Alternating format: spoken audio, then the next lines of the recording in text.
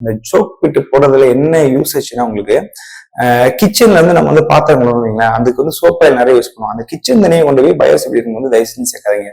அதுக்கு பதிலா இந்த உரை மாதிரி 4 உரையை இறக்கிட்டு அந்த உரையில கொண்டு போய் கிச்சனோட வேஸ்டேஜ் வந்து செப்பரேட்டா பிரிச்சு அதை வந்து அந்த உரையில போய் ஒரு சோக் பீட்ல போட்டு அங்க போய் டம்ப் பண்ணுங்க. ஸோ அதுல வந்து நம்ம லெட்டின் தண்ணி எதுவுமே யூஸ் பண்ணல, ஒன்லி கிச்சன் தண்ணி இதை யூஸ் பண்ணனால இந்த பயோசெப்டிக் டேங்க்ல வந்து இந்த சோப் ஆயில் இந்த கிச்சனோட வேஸ்டேஜ் எல்லாம் போய் அதை ஃபெயிலியர் பண்ணதை வந்து ரொம்ப வருஷத்துல வந்து சீக்கிரமா ஃபெயிலியர் ஆகும்.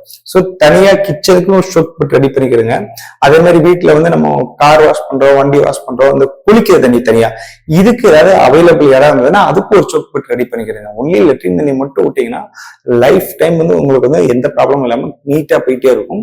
இதுல இன்னொரு டிஸ்அட்வான்டேஜ் என்னன்னா, நார்மல் செப்டிக் டேங்க்ல ப்ராப்ளம் இல்லை, பயோசெப்டிக் டேங்க்ல பொறுத்த இப்ப நம்ம ஒரு சம்மர் வெக்கேஷனுக்காக நம்ம ஊருக்கு போறோம், ஒரு 1 மந்த் நம்ம இல்லை ஒரு 15-20 நாள் 2 வீக்ஸ் நம்ம இல்லைன்னா இந்த பயோசெப்டிக் டேங்க் வந்து ஃபெயிலியர் ஆகும். என்னன்னா அந்த பாக்டீரியாக்கு வந்து பாத்தீங்கன்னா சாப்பாடு வந்து பாத்தீங்கன்னா நம்ம லெட்டின் யூஸ் பண்ற அந்த கழிவு தான். இந்த கழிவை சாப்பிட்டு தான் அது உயிரோடு இருக்கும்.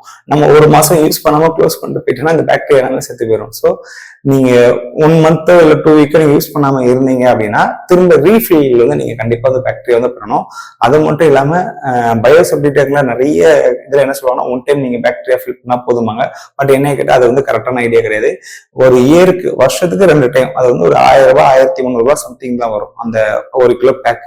நீங்க 1/2 கிலோ வாங்கினா 600-700 தான் வரும். நீங்க 1000 ரூபாய்க்கு கூட வாங்கிட்டு வருஷத்துக்கு 2 டைம் நீங்க வந்து அந்த பாக்டீரியா வந்து டாய்லெட்ல இருந்து நைட்டு வந்து படுக்கிறதுக்கு முன்னாடி எல்லாரும் யூஸ் பண்ணி முடிச்சப்பறம் நைட்டு 10-11 மணிக்கு மேல அந்த பாக்டீரியா போட்டு ப்ரெஷ் பண்ணி விட்டுருங்க.